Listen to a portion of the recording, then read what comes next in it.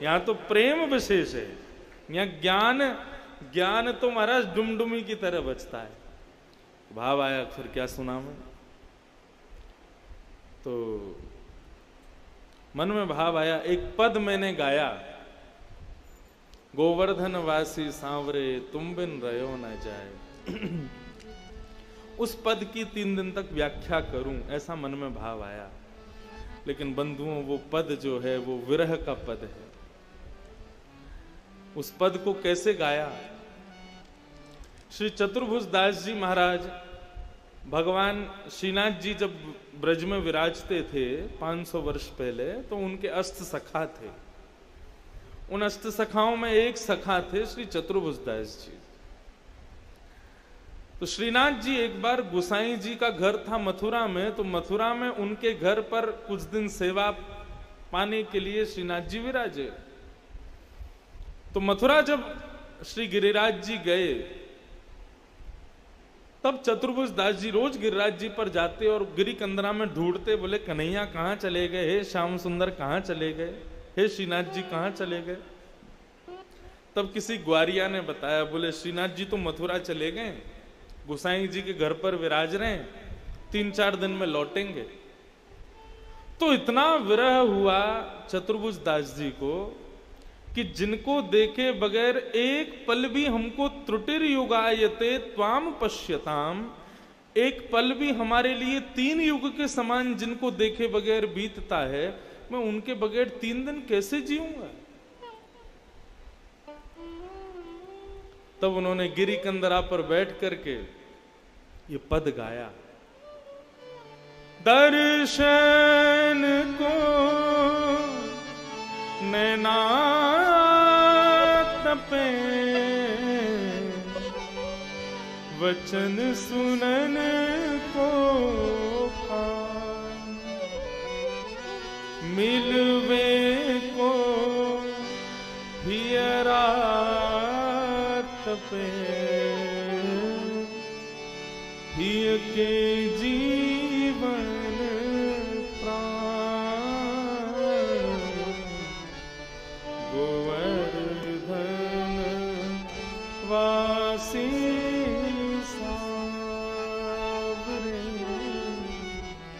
लाल तुम बिन रहो न जाए, गोवर्धन वासी सावरे। इस पद का जब गान किया, तो मथुरा में बैठे हुए श्रीनाथ जी के नेत्र सजल हो गए। गोसाई जी से कहा, मुझे कल ही गोवर्धन लेके चलो, अब नहीं रहूंगा मैं यहां पे। और तुरंत ही श्रीनाथ जी वहां प्रकट हो गए और प्रकट होकर के चतुर्भुज दास जी को हृदय से लगा करके बोले, अब मैं कहीं नहीं जाऊंगा, सदा यहीं रहूंगा, तुम्हारे सन्मुख रहूंगा। और जो भी इस पद का निरंतर गान करेगा, नित्य इस पद का पाठ करेगा, नित्य इस पद का गान करते हुए मेरी स्मृति करेगा, मैं सदा सर्वदा उसके हृदय में निवास करूंगा।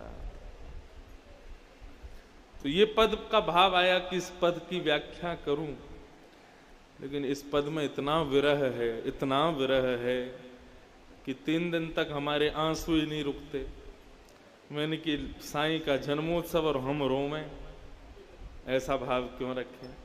ऐसा नहीं है कि साईं को अच्छा नहीं। बंधुओं देखो, वृंदावन की रीत उल्टी है। यहां पर हंसी मजाक की चर्चाओं से हंसी करने में वो सुख नहीं मिलता जो विरह करके नेत्रों से आंसू बहाने में सुख मिलता है। यहां की रीत उल्टी है। यहां रुदन में ज्यादा सुख है, यहां पर हंसी में ज्यादा सुख नहीं है। वृंदावन की रीत उल्टी है। लेकिन मन में भाव आया, कुछ तो सुना मैं भैया, सारे विषय तुम एक तरफ रखते जा रहे हो, तब क्या रखें। 3 दिन का फिर क्रम आया, तो साईं ने ही प्रेरणा दी। कल रात को 1 बजे बैठा था, मैंने क्या करें, साईं से प्रार्थना करी, क्या सुनना है साईं बताओ।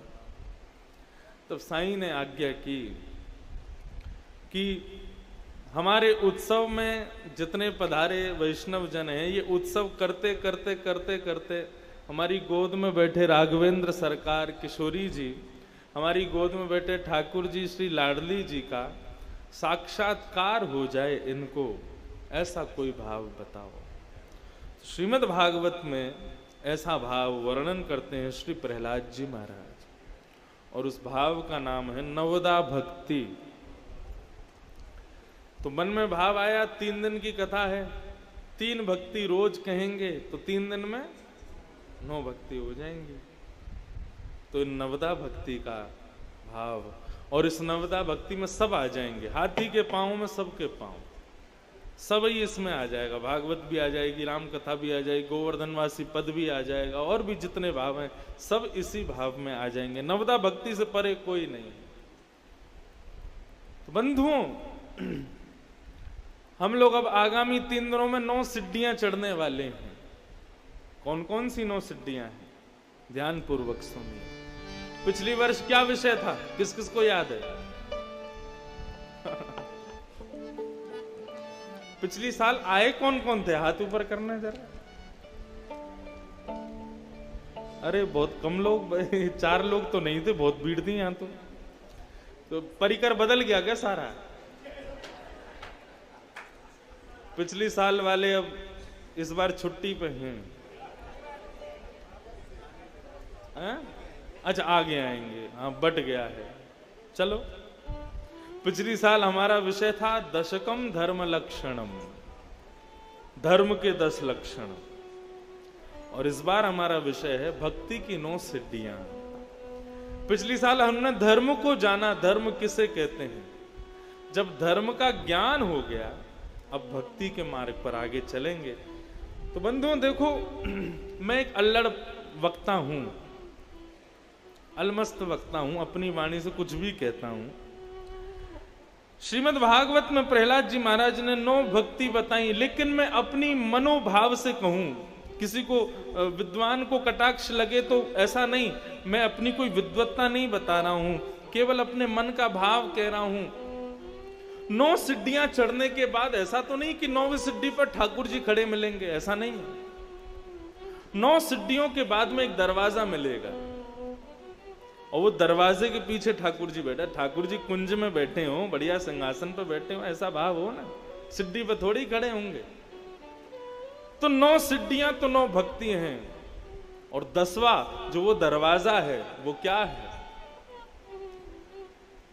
9 सिद्धियां 9 भक्ति हैं, 10वां दरवाजा जो है वही है विरह। और जब वह विरह के पट खुलेंगे तब श्याम सुंदर देखेंगे, तब श्याम सुंदर का दर्शन होगा। तो इन 10 भावों को हम सुनेंगे 3 दिन में, 9 भक्ति और 10वां विरह। समंजसत्वा विरहय कांक्षे। भगवान 9 भक्ति सबको दे देंगे, लेकिन विरह सबको नहीं देते। लेकिन ठाकुर जी को जिस पर कृपा करनी होती है, जिस पर ठाकुर जी एक साधारण कृपा करते हैं, उसको 9 भक्ति देते हैं। लेकिन जिस पर ठाकुर जी स्वयं को दे देते हैं, जिसको ठाकुर जी खुद को प्रदान करते हैं, उसको विरह प्रदान करते हैं। इसलिए इन 10 लक्षणों को हम सुनेंगे। ये 10 लक्षण क्या हैं, इनमें हमें कैसे आगे बढ़ना है, कैसे ठाकुर जी का अनुभव करना है। 3 दिन के बाद 4थे दिन जब साईं का दर्शन करो तो साईं की गोद में बैठे हुए रघुनाथ जी की 2 दतोइयां दिख जाएं, किशोरी जी के मुखमंडल पर एक कपोल पर सुंदर सी मुस्कान दिखाई दे जाए, तो समझना हमने साईं का उत्सव मनाया है। इनमें अनुभव का दर्शन हो तो समझना साईं ने कृपा की। तो नवदा भक्ति कौन कौन सी? हिरण्यकश्यप अपने पुत्र प्रहलाद को गोद में बिठाते हैं, और गोद में बिठा के कहते हैं, हे प्रहलाद, तुम रोज विद्यालय पढ़ने जाते हो, बताओ तुमने क्या सीखा? अपनी विद्या की कोई अच्छी बात बताओ। बंधुओं देखो, प्रहलाद जी महाराज अपने विद्यालय में पढ़ाई गई विद्या को श्रेष्ठ नहीं मानते थे। प्रहलाद जी महाराज जब अपनी मातृ गर्भ में थे, कयाधु के पेट में थे, तब श्री नारद जी महाराज ने आकर के उनको 7 दिन तक कथा सुनाई। तो नारद जी से जो उन्होंने अपने गर्भ में सुना, मातृ गर्भ में, उसी को ही अच्छी विद्या मानते थे। वो विद्यालय की विद्या को अच्छा नहीं मानते थे। आज जब पिताजी महाराज ने पूछा कि कोई अच्छी बात बताओ, अच्छी विद्या की बात सुनाओ, तो प्रहलाद जी महाराज वो नहीं बता रहे जो विद्यालय में पढ़ाते हैं। प्रहलाद जी वो बता रहे हैं जो उनको गर्व में बताया गया। कल को आपसे कोई कुछ कहे कि कुछ अच्छा सुनाओ, तो आप आपसी दोस्त में बैठ करके दोस्ती में जो बात करते हो उसके भाव मत सुनाना।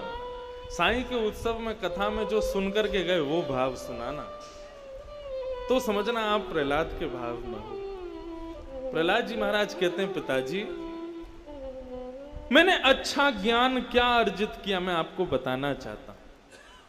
क्या किया बेटा? तब प्रहलाद जी कहते हैं, तत्साधु मन्ये सुरवर्य देहिना सदा समुद्विग्न धियाम सद्गृहा हित्वात्मपातं गृहमन्धकूपं वनं गतो यत्तरिमाश्रयेत। पिताजी,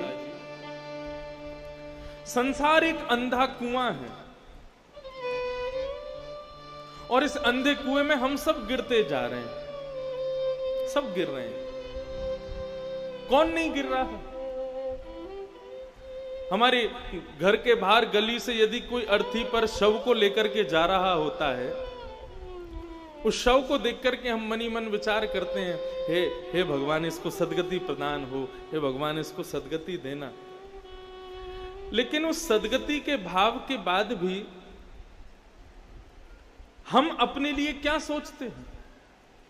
हम जानते हैं कि ये अर्थी पर जो आदमी जा रहा है एक दिन हमारी भी गति यही होने वाली है।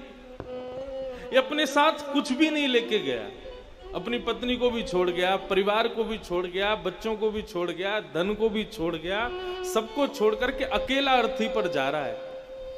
उसको देख करके हम जानते हैं कि एक दिन हमारी गति भी ऐसी होने वाली है। लेकिन इतना जानने के बाद भी क्या हम कुछ करते हैं अपने लिए?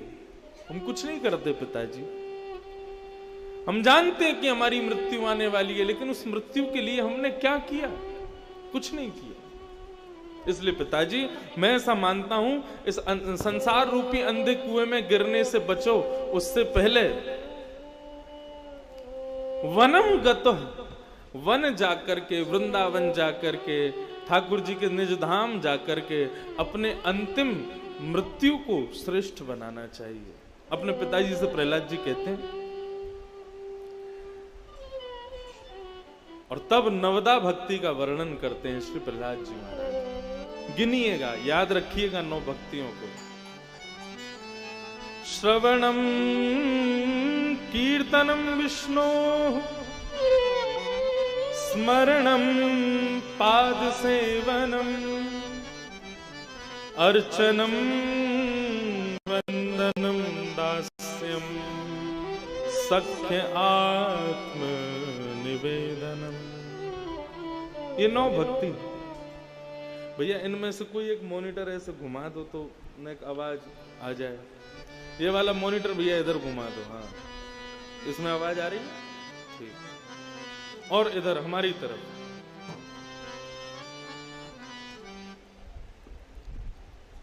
हाँ बस ठीक। तो नवदा भक्ति हैं। कौन कौन सी भक्ति हैं? पहली भक्ति श्रवण,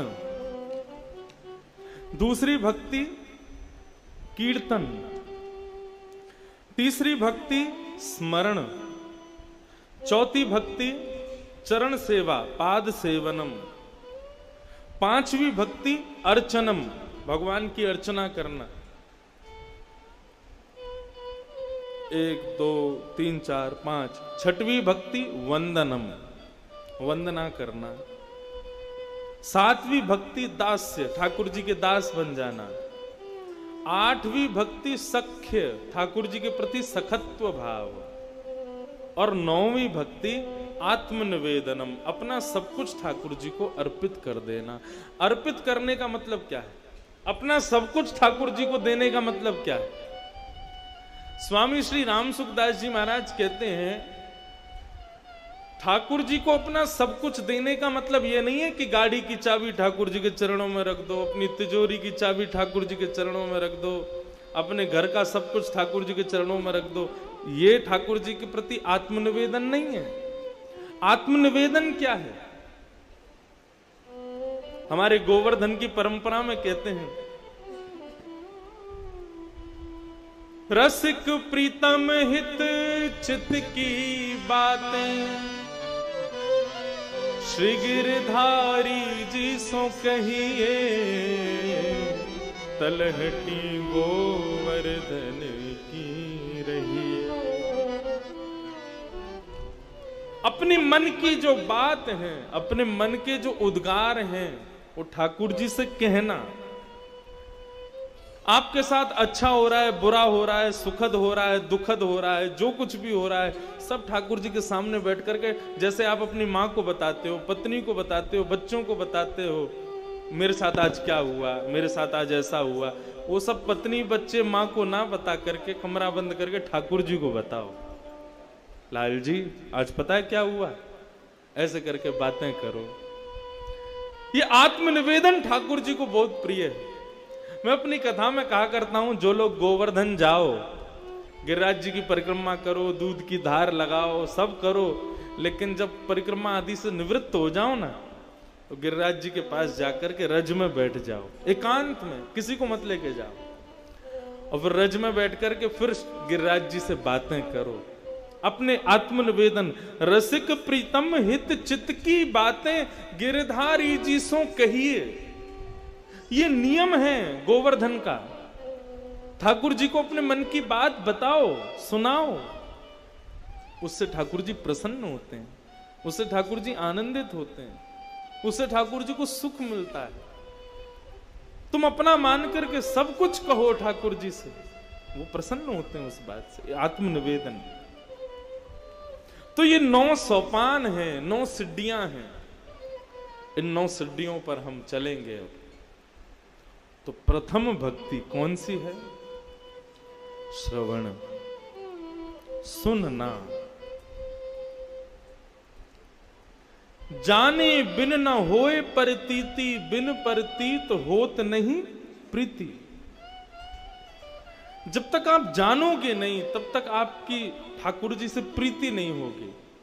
और प्रीति कैसे होगी? जब ठाकुर जी को सुन लोगे, जब ठाकुर जी को समझ लोगे, जब ठाकुर जी को पहचान लोगे, तभी उनसे प्रीति कर पाओगे। और उनको समझा कहां जा सकता है? किसी व्यक्ति को सीधे राधा रमण जी के चरणों में ले जाओगे, किसी व्यक्ति को सीधे बिहारी जी का दर्शन करा दोगे, राधा वल्लभ जी का दर्शन करा दोगे, उसके मन में भाव प्रकट नहीं होगा। लेकिन उस व्यक्ति को पहली बार कथा में लेके आओगे, कथा सुनवाओगे, श्री राधा रमण जी कौन है, बिहारी जी कौन है, राधा वल्लभ जी कौन है, ये पहचान उससे करवाओगे। उसके बाद जब राधा रमण जी का दर्शन कराओगे, तो जैसे ही जाएगा, जाकर के नेत्र सजल हो जाएंगे, आनंदित हो जाएगा। तो प्रथम भक्ति श्रवण भक्ति है, सुनो। और श्रीमद् भागवत में तो ऐसा वर्णन किया गया है, ऐसा कहा गया है कि सुनना नहीं है, ठाकुर जी ने कान रूपी 2 दोने दिए हैं हमको, ये श्रवण पुट दिए हैं हमको। आप लोग जब गुरुद्वारा जाते हैं, तो गुरुद्वारा में जो प्रसाद मिलता है हलवा का, और बढ़िया जो प्रसाद प्राप्त होता है, कई जगह तो हाथ में ही देते हैं, लेकिन कई जगह दोना भी देते हैं। तो दोना दे करके सबको बोलने वाले, यहां से दोना लो, वहां से प्रसाद लो। तो दोना मिला है, इसका मतलब इस दोने को भरना है, इसमें प्रसाद लेना है, उसको पाना है। ऐसे ही ठाकुर जी ने जन्म से ही हमको 2 दोने दिए हैं, ये कान, 2 दोने दिए हैं। दोने का मतलब क्या? आप जो श्रवण करते हो, जो सुनते हो, वो वस्तु तो भीतर है, लेकिन ये बाहर का जो आकृति है, ये जो बाहर का जो ढांचा है, दोना, ये ठाकुर जी ने क्यों दिया? इसको कहते हैं श्रवण पुट। क्या कहते हैं? श्रवण पुट, इनको कहते हैं श्रवण पुटेषु समृतम, श्रीमद् भागवत में वर्णन है।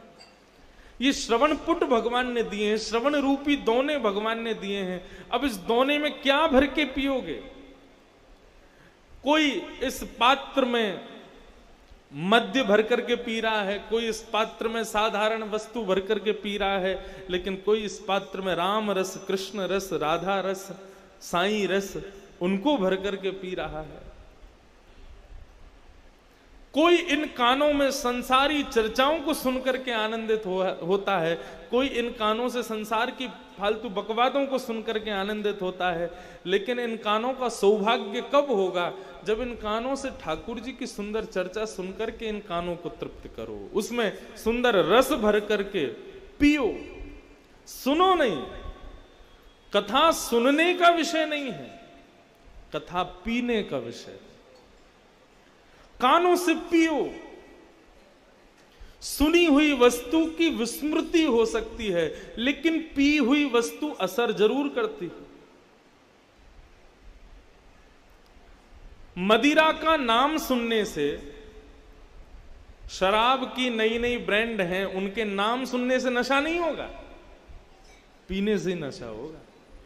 और यदि कोई बिना बताए भी पिला दे, आपको पता ना हो कि इसमें शराब है और आप उसको पी लो, तो पीते ही नशा हो जाएगा। सुनने से नशा नहीं होता है। ऐसे ही यहां जो कथा सुनने के लिए बैठे हैं, जो चर्चा सुनने के लिए बैठे हैं, जो भाव सुनने से आप पर कोई असर नहीं होगा। क्या करो? बोले ये कृष्ण नाम की मंगल गाथा है, इसको कानों में भर भर के पियो। पीने से क्या होगा? अपने आप झूम उठोगे, अपने आप आनंदित हो जाओगे, उसका असर अपने आप होने लगेगा आप पर। तो प्रथम भक्ति क्या है? श्रवण भक्ति। सुनो, जितना प्रेम से हो सके श्रवण करो। श्रवण भक्ति के आचार्य भक्तमाल में बताए गए श्री परीक्षित जी महाराज, श्रीमद् भागवत में श्री शुकाचार्य जी जिनको मंगल भाव सुनाते हैं, ऐसे परीक्षित जी को भगवान के श्रवण भक्ति के आचार्य बताए गए। कैसी श्रवण भक्ति है उनकी?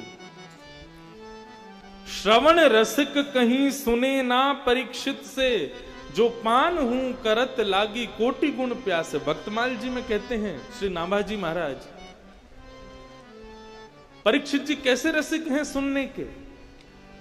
बोले पान हूं करत लागी कोटि गुण प्यास है। पीते भी जा रहे हैं, लेकिन पीते पीते उनकी प्यास और ज्यादा बढ़ती जा रही है। ऐसे प्यासे हैं श्री परीक्षित जी महाराज। सुनने के प्रेमी बनो।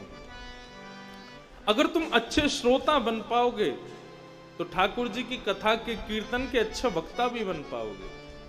अगर हम अच्छे श्रोता नहीं बन पाए, अच्छे सुनकार नहीं बन पाए, तो अच्छे कथाकार कभी नहीं बन पाए, अच्छे कीर्तनकार कभी नहीं बन पाए। कथाकार का मतलब वही नहीं होता जो मंच पे बैठ के कथा करे। कई बार साधारण चर्चा सुनने वाले श्रोता भी अच्छी अच्छी बातें सुनाते हैं, अच्छी अच्छी चर्चाएं करते हैं, वो भी कथाकार है। कथाकार मतलब जो ठाकुर जी की कीर्ति का गान करे, वही कथाकार है। वो कोई भी कर सकता है। उसके लिए अच्छे श्रोता बनो। 4 प्रकार के श्रोता होते हैं, बहुत ध्यान से सुनिए सब लोग, बहुत आनंद से सुनिएगा। 4 प्रकार के श्रोता होते। कौन कौन से? चातक, हंस, सुक और मीन, ये 4 प्रकार के श्रोता होते हैं। कथा के, ठाकुर जी की सुंदर चर्चा के 4 प्रकार के श्रोता। बहुत भाव से सुनिएगा। भगवान की कथा का प्रेमी का पहला लक्षण होता है चातक। चातक कैसा होता है? चातक एक पक्षी होता है, और इस चातक पक्षी की बोली कैसी होती है? ये जब सुबह सुबह कुहुकता है, जब बोलता है, तो इसके मुख से स्वर निकलता है, प्यासा हूं, प्यासा हूं, प्यासा हूं, प्यासा हूं। ज्यादातर पहाड़ों पर ही सुनने को मिलती है इसकी वाणी। इस सुबह सुबह चिल्लाता है, प्यासा हूं, प्यासा हूं, प्यासा हूं। बाकी के सारे पक्षी इसको घेर करके बैठ जाते हैं, बोले क्या तू सुबह सुबह चिल्लाता रहता है, प्यासा हूं प्यासा हूं प्यासा हूं, अरे पानी पी ले, इतनी सारी नदियां बह रही हैं, पोखर तालाब भरे पड़े, कहीं जाके अपनी प्यास क्यों नहीं बुझाता।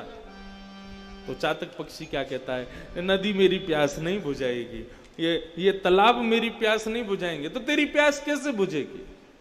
तो चातक कहता है जब काले काले बादल आएंगे और आकर के आपस में टकराएंगे और गरज करके जब वर्षा की पहली ऋतु को बहाएंगे, पहली बिंदु जब पृथ्वी पर गिरने वाली होगी, उसको चोंच में खोल करके जब मैं पीऊंगा तब मेरी प्यास बुझेगी।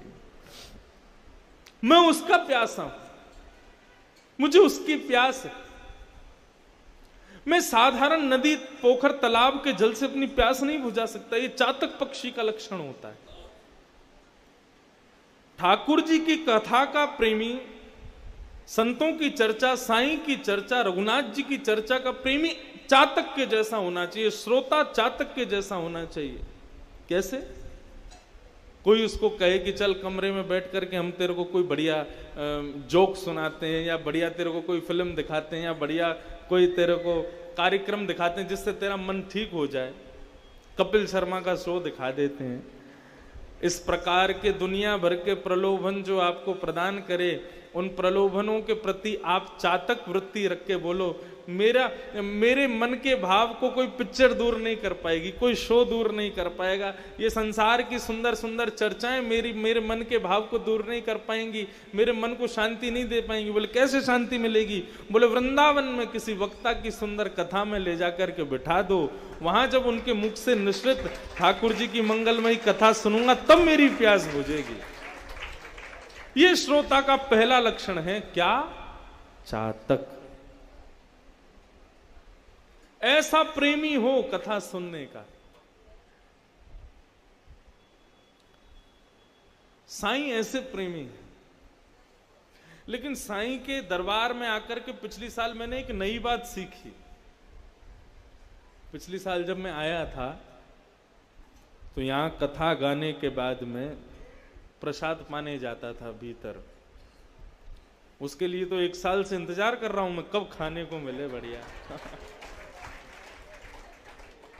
साईं के यहाँ क्या बढ़िया। अभी अंदर देखना मेरी खातिरदारी कैसी होगी। इतनी बड़ी टेबल और पूरी भर जाएगी। 3-4 प्रकार के पापड़ आएंगे। जय हो। 3-4 प्रकार के पापड़, 2-3-4 प्रकार की नई नई चीजें, पता नहीं क्या क्या बनाते हैं। और फिर उसमें से पाव महाराज, आनंद आता है। उतनी देर क्या होगा, हमारे कोटा नरेश कहाँ हैं? वो बैठे पीछे। उनका नाम रखा है मैंने, कोटा नरेश, कोटा के राज। जय हो। ये पिछली साल जब मैं प्रसाद पाता था, खड़े खड़े मुझको चुटकुल्ले सुनाते थे, खड़े खड़े वहां पे। मैंने कहा आप चुटकुल्ले क्यों गाते? बोले हमारे साईं की आज्ञा थी। पहले तो सतयुग त्रेता द्वापर का मुख्य भाव कथा है, तो सतयुग त्रेता द्वापर के भाव कथा को सुनो। फिर भैया हम रहते कलयुग में हैं, तो कलयुग में किसका बोलबाला? कलयुग में ये चुटकुल्ला आदि इनमें ज्यादा प्रभाव आता है, तो इसको भी प्रणाम करना चाहिए, इसको भी सुनना चाहिए। साईं का ये भाव इतना अच्छा लगा मुझे कि भाई हम कथा सुनते हैं, सतयुग त्रेता द्वापर की रीति है कथा, लेकिन हमारे कलयुग को भी तो प्रणाम करना चाहिए। कलयुग क्या है? बोले कलयुग में यही चुटकुल्ले, ये संसार की चर्चाएं, ये कलयुग के प्रभाव हैं, इनको भी प्रणाम करके रहना चाहिए, इनको भी नमन करना चाहिए। तो साईं के यहाँ पर बड़ा सुख मिलता है, साईं के दरबार में बड़ा आनंद मिलता है, साईं के आंगन में जो आता है वो प्रसन्न होके जाता है। तो साईं के यहाँ मैं ऐसा कह दूं तो बड़ी बात नहीं है, यहां पर चुटकुल्ला भी सत्संग हो जाता है। यहां पर कल राम जी के जन्मोत्सव में हैप्पी बर्थडे भी वो भजन सा ही लग रहा था। वो ऐसा नहीं लग रहा था कि हैप्पी बर्थडे टू यू गाया जा रहा है, बार बार ये दिन आए, ऐसा नहीं लग रहा था। वो ऐसा ही लग रहा था ये भी कीर्तन ही है, ये भी। और उसमें भी जिसने ताली बजा के उसको भी गाया होगा ना, उसको भी वही फल मिलेगा जो बड़े बड़े योगियों को मिलता है। अरे आंगन का फर्क है, स्थान का फर्क है। आप किस स्थान पर खड़े हो, किस जगह पर खड़े होकर के क्या क्रिया कर रहे हो, उसका बहुत बड़ा प्रभाव। हम कुछ ना करें, साईं के आंगन में बैठ करके केवल रोटी बनावे सुबह शाम, तो भी हमारा भजन ही माना जाएगा। बोले क्या कर रहे थे, हमको वैकुंठ मिलेगा, तो वैकुंठ में पूछेंगे इसने क्या पुण्य किया, बोले कुछ नहीं, साईं के आंगन में बैठे बैठे रोटी खाइए बस, उसी मात्र से कल्याण हो जाएगा। तो ये आंगन का प्रभाव है, ये स्थान का प्रभाव है, इस माहौल का प्रभाव है। यहां आकर के सब सुखी हैं, सब आनंद है। तो श्रोता का पहला लक्षण क्या है, चातक। समझ गए चातक? इस बार की कथा याद रखना अगली साल तक, पिछले साल की तरह भूल ना जाना। जय साईं अम्मा। हमारी छोटी सखी आई है एक। तो चातक ये श्रोता का पहला लक्षण। श्रोता का दूसरा लक्षण क्या है? श्रोता का दूसरा लक्षण हंस। हंस का दर्शन किया कभी? मैंने किया है, फोटो में। हंस। अरे आप लोग चुटकुल्ला सुनाने में पीछे नहीं हटते, तो मैं क्यों हटूं? चुटकुल्ला तो नहीं है, लेकिन इसको क्या बोलेंगे, पंच है। तो मैंने भी देखा है हंस। हंस का एक गुण बताया जाता है। हंस के अंदर गुण क्या होता है कि हंस नीर और क्षीर को अलग अलग कर देता है। पानी और दूध को, मतलब उसके सामने पानी दूध मिला के रख दो तो दूध पी जाएगा, पानी को छोड़ देगा। यह हंस का गुण है। संसार में कोई नहीं कर सकता नीर और क्षीर को अलग, लेकिन हंस कर सकता है। श्रोता कैसा होना चाहिए? श्रोता का पहला लक्षण चातक की तरह कथा का प्रेमी हो। श्रोता का दूसरा लक्षण होना चाहिए हंस की तरह अलग अलग करना जानता हो। मतलब कथा सुनाने वाला व्यक्ति जल भी परोसेगा, दूध भी परोसेगा। आपको केवल दूध लेना है, जल नहीं लेना। ये बात क्यों कही जा रही है? कलयुग है महाराज, सब में मिलावट आ गई है, कथाओं में भी मिलावट हो गई है। आजकल कथा के मंच भी पवित्र नहीं रहे। कथाओं के मंच पर भी पवित्र तो हैं, लेकिन उन मंचों पर कुछ भी कहा जाता है। आपको वहां पर वक्ता को जज करने नहीं बैठना है कि अच्छी सुना रहे हैं कि बुरी सुना रहे हैं, गलत सुना रहे हैं कि ठीक सुना रहे हैं, क्या सुना रहे हैं। अरे जो सुना रहे हैं, व्यासपीठ पर बैठ करके मंच पर बैठ के सुना रहे हैं ना, व्यासपीठ पर बैठने ना, भागवत जी सामने रखी हैं, हनुमान जी सामने बैठ रहे हैं, ये जो कह रहे हैं हमको हंस बन के बैठना है। हमको केवल वही ग्रहण करना है जो हमारे लिए उपयोगी है, जो हमारे लिए श्रेष्ठ है, जो हमारे लिए श्रेयस्कर है, हमारी भक्ति के मार्ग में हमको उचित रहे, हमको वही ग्रहण करना है। ऐसा भाव, यह श्रोता का दूसरा लक्षण होता है। अपनी काम की चीज सुन लो सब जगह से। मेरे काम का क्या कहा गया यहां पर, मुझे इससे क्या फायदा होने वाला है, ऐसा विचार करके रहो।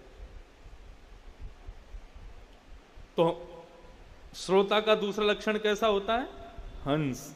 पहला चातक, दूसरा हंस, और तीसरा सुख। सुख कहते हैं तोते को। तोते का एक गुण होता है, तोते के सामने बोलो राम राम तो तोता तुरंत बोलता है राम राम। श्रोता कैसा होना चाहिए? तोते के जैसा, सुख के जैसा होना चाहिए। कथा में जितने भाव सुनाए गए, जितने उद्गार सुनाए गए, जितनी रस की चर्चा की गई है कथा के माध्यम से, उन सबको सुन करके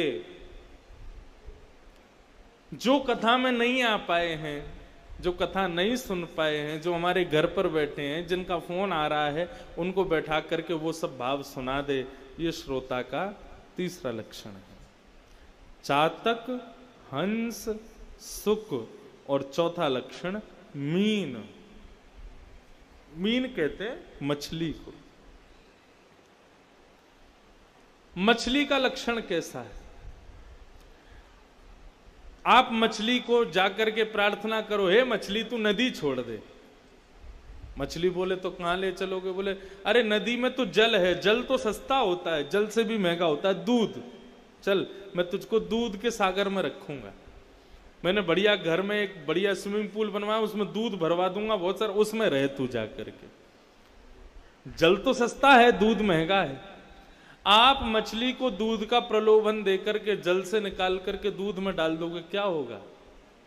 मर जाएगी, वो जीवित नहीं रह सकती। कोई यदि श्रोता को प्रलोभन दे कि हम तुमको कथा से भी ज्यादा मूल्यवान वस्तु प्रदान करवाएंगे, हम तुमको कथा से भी ज्यादा श्रेष्ठ वस्तु दिलवाएंगे, अरे कथा में क्या रखा है, कथा से भी बढ़िया ये चीज है, इसको लो, जीवन में लो, तो वो कितनी भी मूल्यवान हो, मीन के जैसे बन जाओ। बोले कि मुझको कथा रूपी जल से दूर करोगे तो मेरे प्राण निकल जाएंगे। ये 4 लक्षण होने चाहिए श्रोता के अंदर: चातक, हंस, सुक और मीन। ये 4 लक्षण हैं श्रोता के। श्री परीक्षित जी महाराज कैसे हैं? श्रवण रसिक कहीं सुने ना, परीक्षित से पान हूं करत, लागी कोटि गुण प्यास है।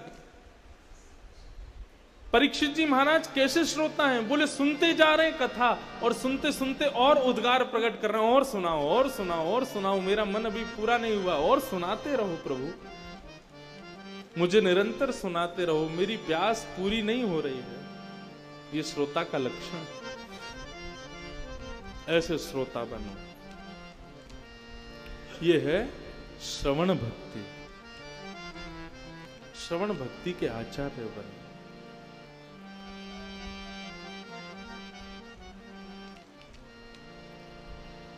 सुनना। भगवान गीता में अर्जुन को कहते हैं कि दुनिया में 2 सबसे कठिन काम हैं अर्जुन। क्या? पहला सबसे कठिन काम है स्वयं अध्ययन करना, स्वयं पढ़ना। किसी के द्वारा पढ़ाया जाना बहुत सरल होता है, लेकिन स्वयं पढ़ना बहुत कठिन है। और दूसरा सबसे कठिन काम क्या है? बहुत देर तक शांत रह करके किसी और को सुनना, बहुत कठिन है। हम लोग सदा सर्वदा अपनी सुनाना चाहते हैं, लेकिन कभी सुनना नहीं चाहते। ठाकुर जी के लिए प्रेमी कौन? जो सदा सर्वदा ठाकुर जी को सुनता रहे, ठाकुर जी के विमल यश का गान श्रवण करे, वो ठाकुर जी को अति प्रिय है। श्रवण। तो प्रथम भक्ति क्या है? श्रवण भक्ति। श्रवण भक्ति के बाद भगवान एक जगह ऐसा वर्णन करते हैं, दुनिया मेरे पीछे पड़ी हुई है, लेकिन मैं किनके पीछे पड़ा हुआ हूं। बहुत सुंदर बात है। मैं सदा सर्वदा किनके पीछे रहता हूं, उस भाव का वर्णन भगवान एक जगह करते हैं और उनके लक्षण बताते हैं कि मैं सदा सर्वदा किनके पीछे पड़ा रहता हूं। बहुत सुंदर वर्णन किया है ठाकुर जी ने।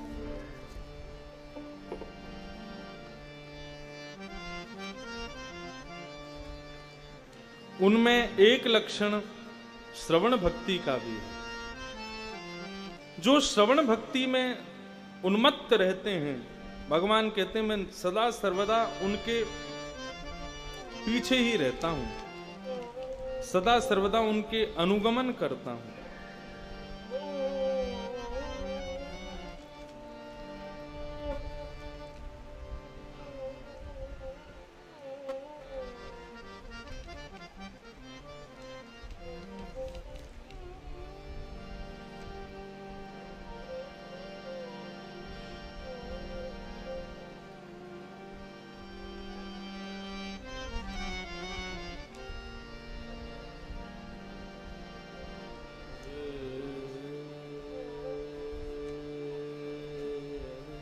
वो भाव मिल नहीं रहा कहाँ है, उसमें मैं ढूंढ के बताऊंगा।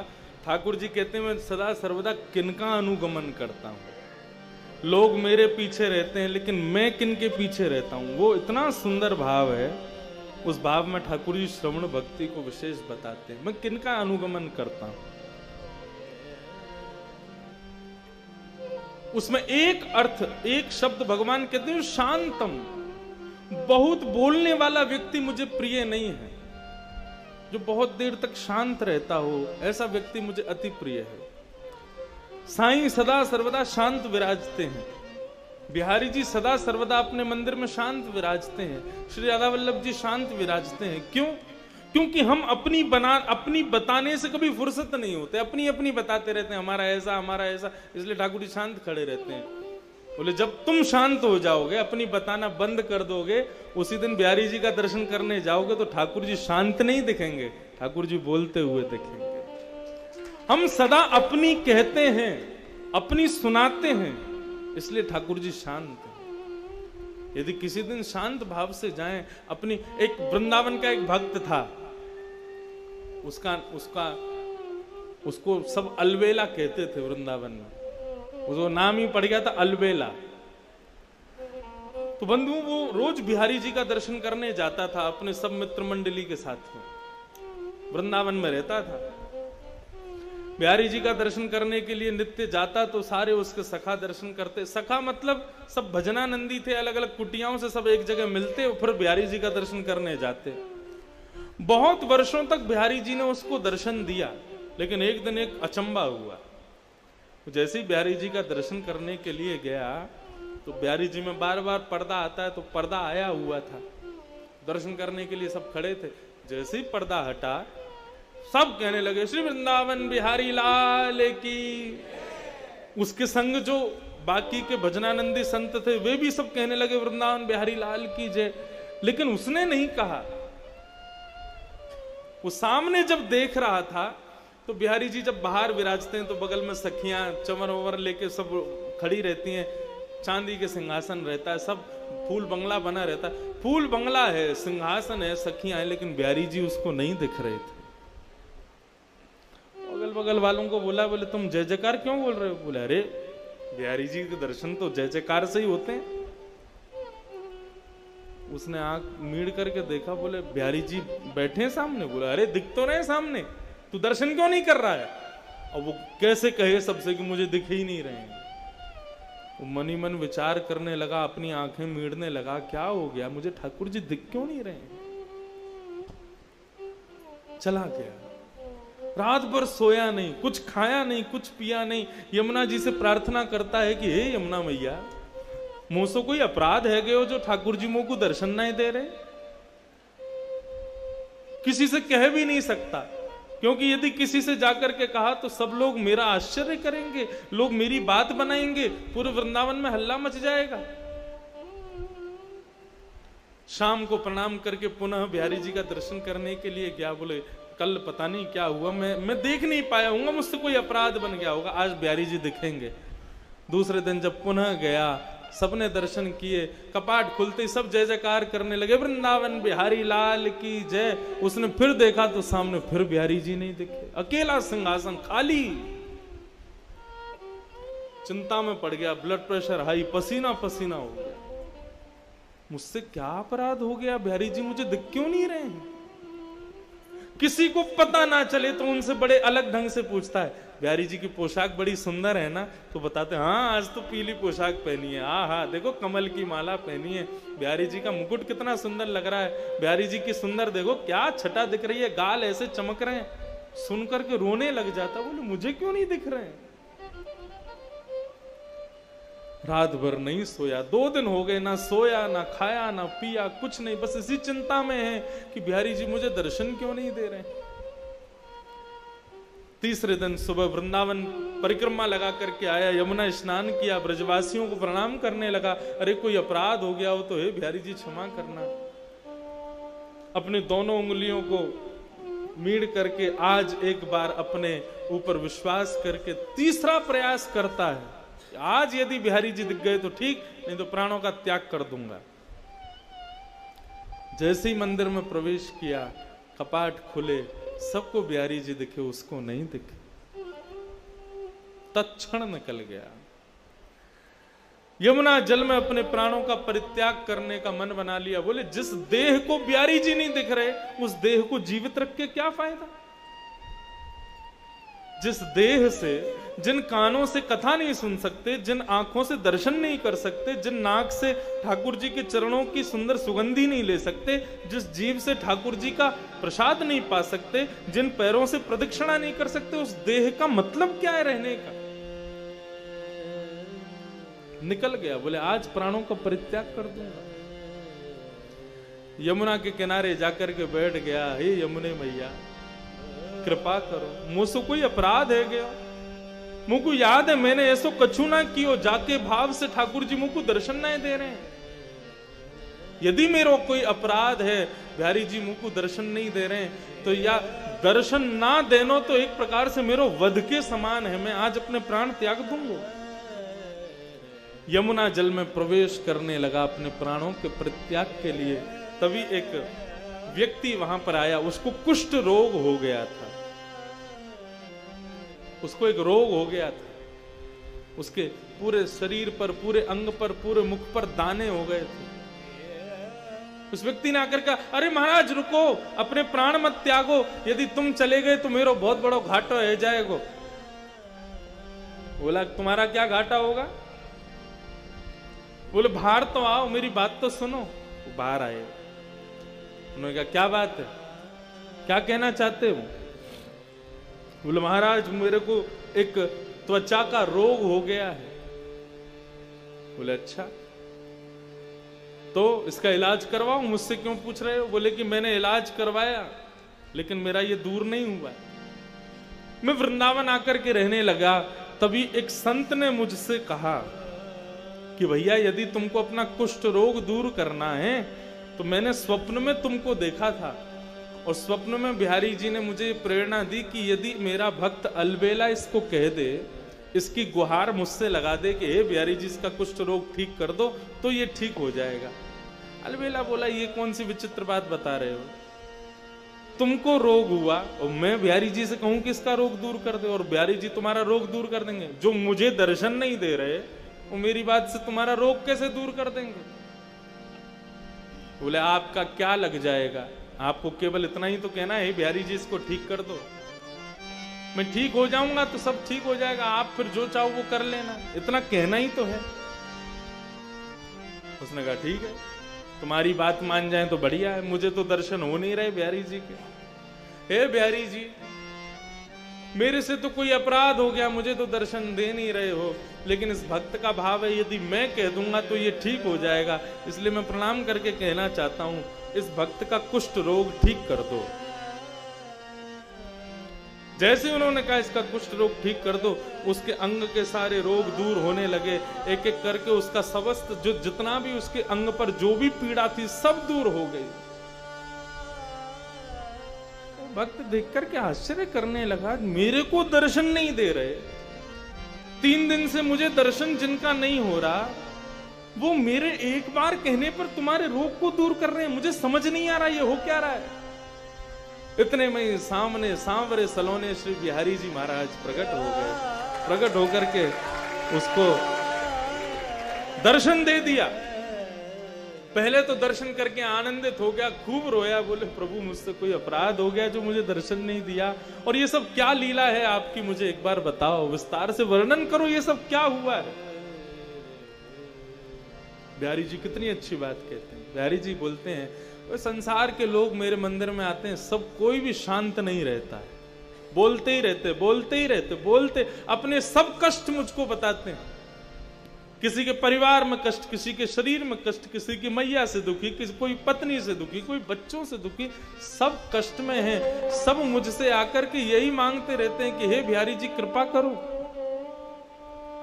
लेकिन आज तक तूने मुझसे आकर के कुछ नहीं कहा, तू सदा सर्वदा शांत रहा, तूने आज तक मुझसे कुछ नहीं मांगा, एक शब्द नहीं मांगा, तू जब भी मंदिर में आता है शांत भाव से खड़ा रहता है, मेरा दर्शन करके चला जाता है, कभी मुझसे कुछ मांगता नहीं।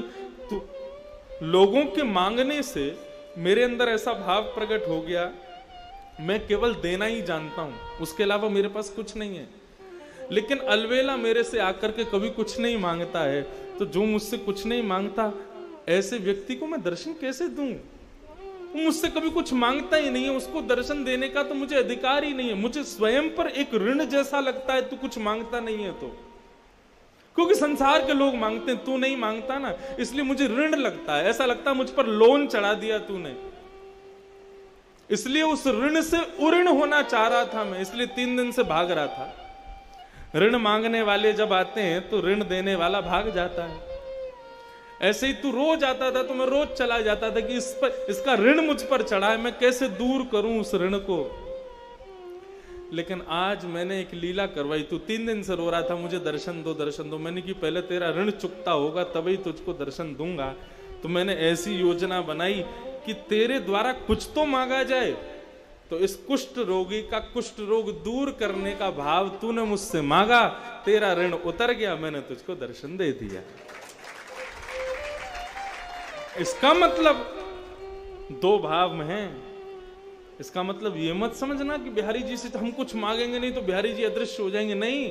अरे विचार करो, बिहारी जी के सामने जाकर के केवल शांत रहोगे, कुछ कहोगे नहीं, केवल बिहारी जी का दर्शन करोगे, अपने मनोभाव कुछ नहीं व्यक्त करोगे। शांत व्यक्ति ठाकुर जी को अति प्रिय है। सबको तो मंदिर में मिलेंगे, तुमको कहीं एकांत में मिलेंगे आकर के, वहां दर्शन देंगे। इसलिए बिहारी जी को सदा सर्वदा प्रणाम करो।